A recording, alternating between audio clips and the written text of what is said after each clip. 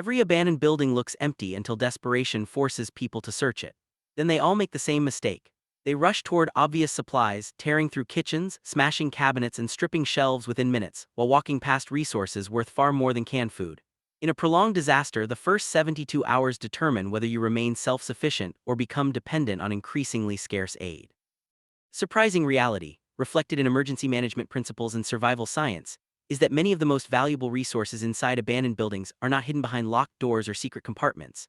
They are hiding in plain sight because most people are looking for products instead of systems. The building itself is the supply cache. Its infrastructure, materials, and overlooked equipment often provide more long-term survival value than whatever was left inside the cupboards. The first misunderstanding begins before anyone even steps through the entrance. People often assume an abandoned building is automatically safe simply because it is standing. Structural engineers evaluate buildings very differently. A structure can remain upright while suffering hidden failures that dramatically increase the risk of collapse. Fire exposure weakens steel long before visible deformation appears. Water infiltration gradually rots timber framing and corrodes reinforcement inside concrete. Earthquakes shift load-bearing components even when exterior walls appear intact. Military survival guidance consistently places observation ahead of entry, because a building that provides shelter for 1 hour, but collapses during the night is never truly a shelter. Cracked foundations, sagging roofs, bowed walls, broken support columns, and unusual floor movement are not cosmetic defects. They are warnings that gravity is already winning. Once safety has been judged, most people immediately search for food.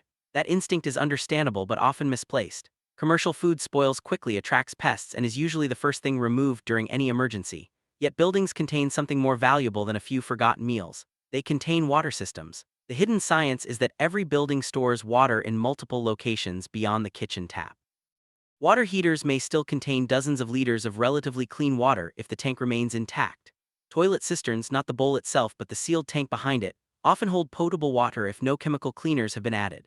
Fire sprinkler systems, depending on local regulations and contamination risks, contain water intended for firefighting rather than drinking, so they should not be considered safe without proper treatment.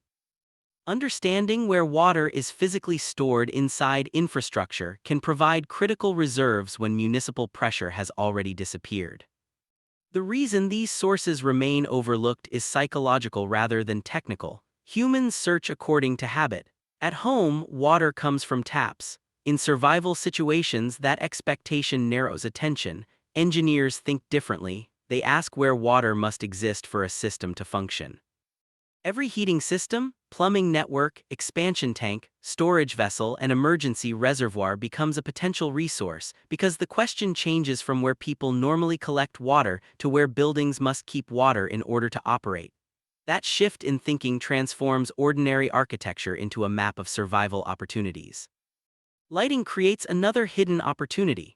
Most abandoned office buildings, warehouses, schools, and apartment complexes contain emergency lighting systems powered by rechargeable batteries.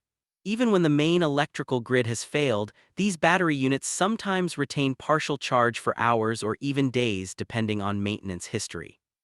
More importantly, the batteries themselves may become valuable components for powering low-voltage equipment if someone possesses the knowledge to repurpose them safely. The misunderstanding is believing electricity disappears the instant power lines fail. In reality, many buildings contain distributed energy stored in batteries, backup systems, emergency exit lights, security equipment, alarm panels, and uninterruptible power supplies.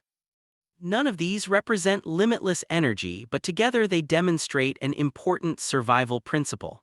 Modern buildings quietly store electrical capacity in dozens of places rarely noticed during everyday life.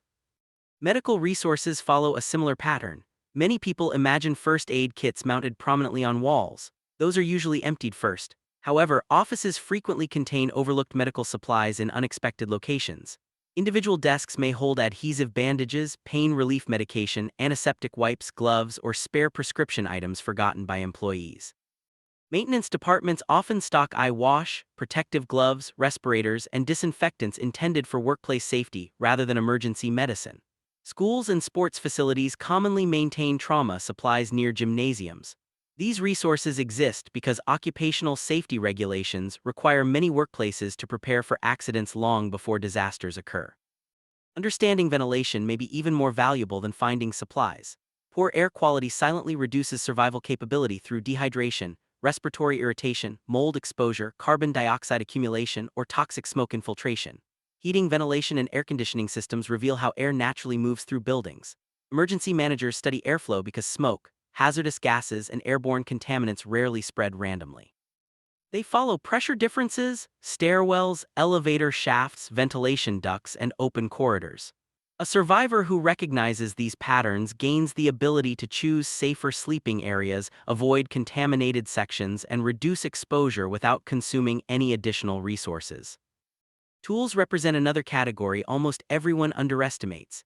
Kitchens provide knives, but maintenance rooms provide adjustable wrenches, screwdrivers, pry bars, flashlights, duct tape, cable ties, work gloves, ladders, ropes, and repair materials capable of solving dozens of survival problems.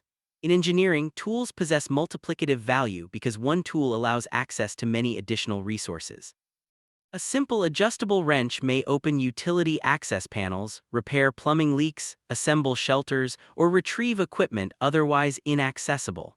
Survival experts often value versatile tools above specialized equipment because flexibility becomes increasingly important as conditions deteriorate. Another overlooked resource is insulation. Most people think of blankets when temperatures fall, yet buildings themselves contain insulating materials that can dramatically improve thermal efficiency.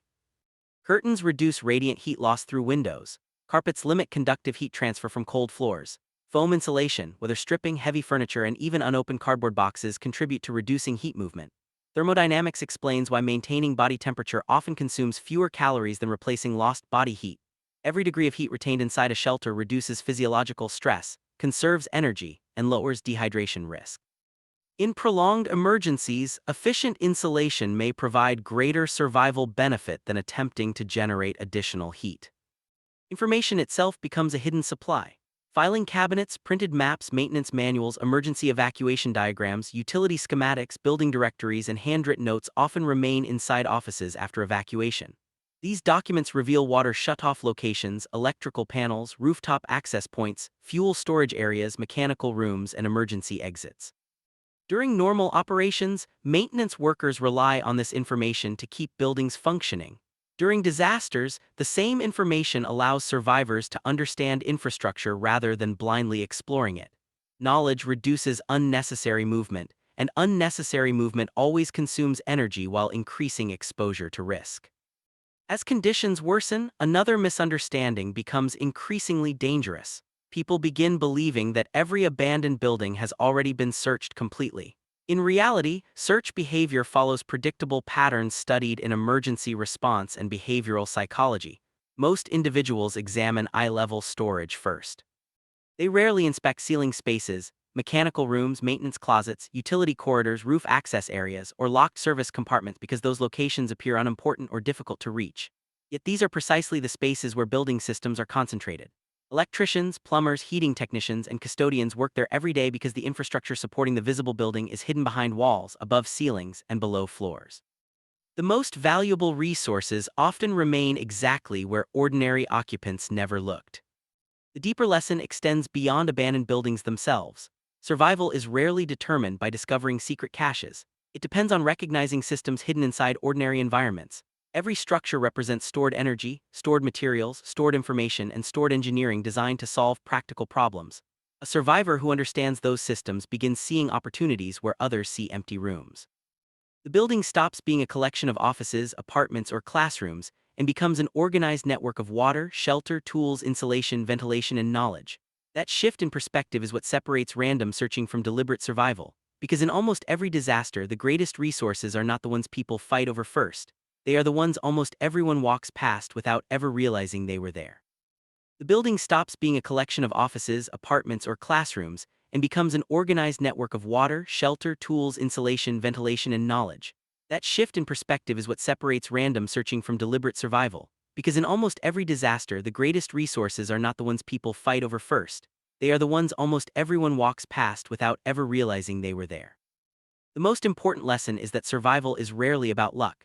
It is about observation. Every abandoned building tells a story through its design, its infrastructure, and the way its systems were built to support human life. Water tanks exist because people needed reliable plumbing. Emergency lights exist because engineers planned for power failures. Mechanical rooms, maintenance closets, insulation, ventilation systems, and structural layouts all exist for practical reasons. During a disaster, those same systems become opportunities, but only for those who understand what they are looking at. History repeatedly demonstrates that people who survive prolonged emergencies are not necessarily the strongest, the fastest, or the best equipped. They are the ones who think differently. They stop seeing buildings as places to occupy and begin seeing them as carefully engineered systems. Instead of asking, "What's left inside?" they ask, "How is this building designed to function?" That single change in mindset reveals resources that panic-driven searches almost always overlook.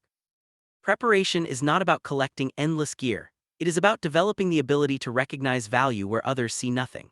A forgotten maintenance room may be more useful than a stripped kitchen. A water heater may be worth more than an empty pantry. A paper floor plan may save more time and energy than hours of blind exploration. Knowledge consistently multiplies the usefulness of every resource you find. In the end, abandoned buildings are not treasure chests filled with hidden supplies.